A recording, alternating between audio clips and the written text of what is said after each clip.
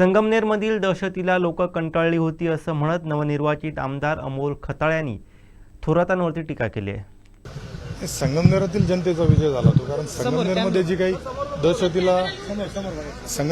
काही दहशतीला दादागिरीला लोक आमच्या कंटाळले होते, ज्या पद्धतीने वाळू माफियांचा भूमाफियांचा दहशत माजली होती, त्या दहशतीचा एक बंदोबस्त करण्याचा निर्धार गेल्या कित्येक दिवसापासून संगमनेरकर एक अपेक्षा ठेवून पाहत होते।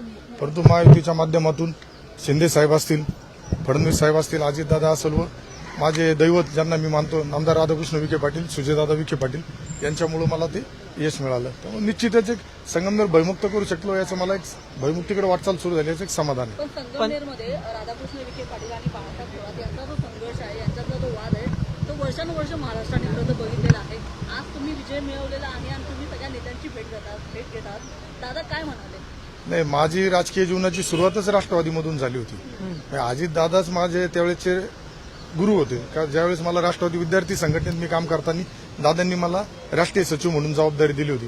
त्यामुळे माझं कर्तव्य होतं का ज्या माणसाची मला राजकारणातली सुरुवात दाखवली, सुरुवातीच्या काळात मला स्ट्रगलिंगच्या कालावधीमध्ये मला हे केलं, त्या संदर्भात मी आज दादांचे आशीर्वाद घ्यायला आलो होतो आणि दादांनी सुद्धा मला भरभरून माझं कौतुक करून मला आशीर्वाद दिले।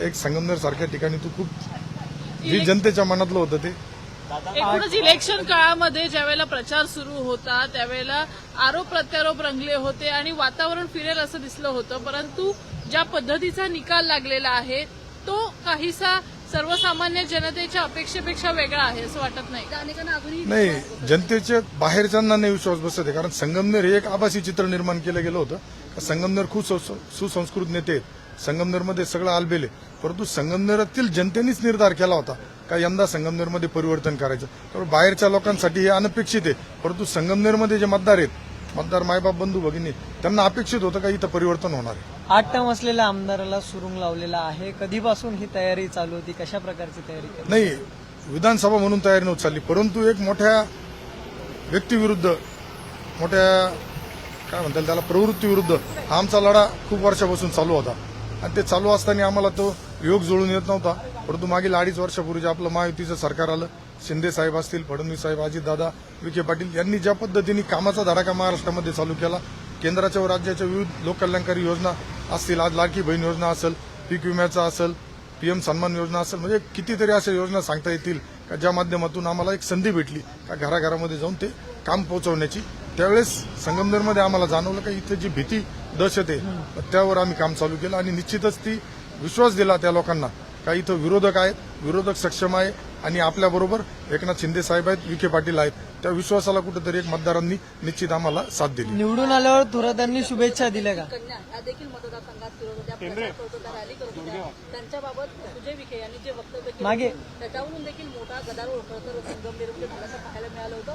आपल्या बाजूने मतदारसंघामध्ये आपण कशी आखणी केली होती आणि त्या घटनेबद्दल काय सांगाल? नाही, ती घटना घडली त्यावेळेस त्या कार्यक्रमाला मी बी होतो, वसंतराव देशमुख जे आहेत ते त्याबाबत बोलले होते। सुजयदादांकडून कुठल्याही प्रकारच्या भावना त्यांच्या दुखावल्या गेल्या नव्हत्या। ज्यावेळेस वसंतराव देशमुखांकडून ते शब्द आले ते दुर्दैवाने येणं अपेक्षित नव्हतं, पण आता त्यांनी का कुठल्या यांनी बोलले ते माहीत नाही, परंतु ती घटना घडल्यानंतर तात्काळ सुजयदादा विखे पाटलांनी त्याबाबत दिलगिरी व्यक्त केली होती, माफी मागितली होती।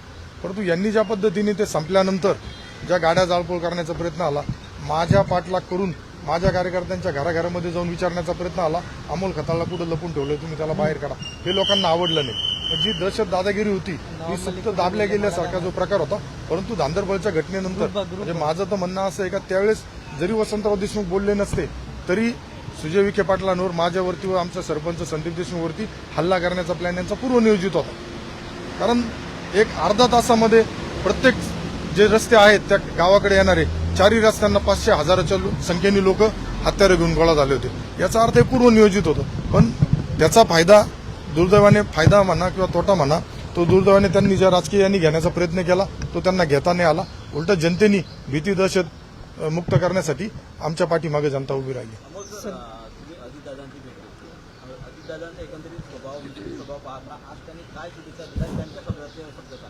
भावी मुख्यमंत्री अजितदादांनी व्हावं असं वाटतं का? नाही, आता मी तर तुम्हाला एकच सांगेल का मी राष्ट्रवादीत अजितदादांबरोबर बी काम केलंय, मी भारतीय जनता पार्टीमध्ये फडणवीस साहेबांच्या नेतृत्वाखाली काम केलं आणि एकनाथ शिंदे साहेबांच्या नेतृत्वात खाली काम केलं. त्याच्यामुळं महायुतीचे वरिष्ठ नेते जो काही निर्णय घेतील, जो कोणी मुख्यमंत्री होईल त्याच्याबरोबर, आणि त्यांच्याकडून माझी अपेक्षा राहील माझ्या संगमनेर तालुक्याला तुमच्याकडून हजारो कोटी रुपयाचा निधी मला भेटला पाहिजे. मला माझ्या संगमनेरचा पाणी प्रश्न किंवा ज्या काही मूलभूत समस्या आहेत त्या सोडवण्यासाठी मला माझा प्रयत्न राहील. पण दादांनी कशा शुभेच्छा दिल्या, दादांनी कशा दादांनी ज्यावेळेस आमच्या जुन्या आठवणीला उजाळा आला का मी विद्यार्थी संघटनेत काम करत असताना ज्या पद्धतीने मला दादांनी प्लॅटफॉर्म दिला त्याबद्दल बी मी दादांना बोलून दादांनी अतिशय उत्साह, दादांना सुद्धा एक अतिशय आनंद झाला का एवढा मोठी व्यक्तीबरोबर संघर्ष करून तो आज तिथं पराभव झाला. त्याबाबत दादांनी सुद्धा एक समाधान, राजकीय समाधान मानता येईल त्याला. ते कारण मुख्यमंत्री पदाच्या उमेदवाराचा पराभव करून विजयानंतर करेक्ट कार्यक्रम करून दादांच्या भेटीला गेला. दादांचे शब्द काय होते? दादांचे शब्द ते अतिशय, म्हणजे मी सांगितलं ना तुम्हाला, दादांना खूप आनंद झाला. विजयानंतर थोरातांनी शुभेच्छा दिल्या का? नाही. अजितदादांनी फडणवीसांना मुख्यमंत्री पदासाठी पाठिंबा दिलेला आहे, कसं बघता त्याकडे? नाही, मी एवढ्या वरच्या लेवलचं राजकारण बघत नाही.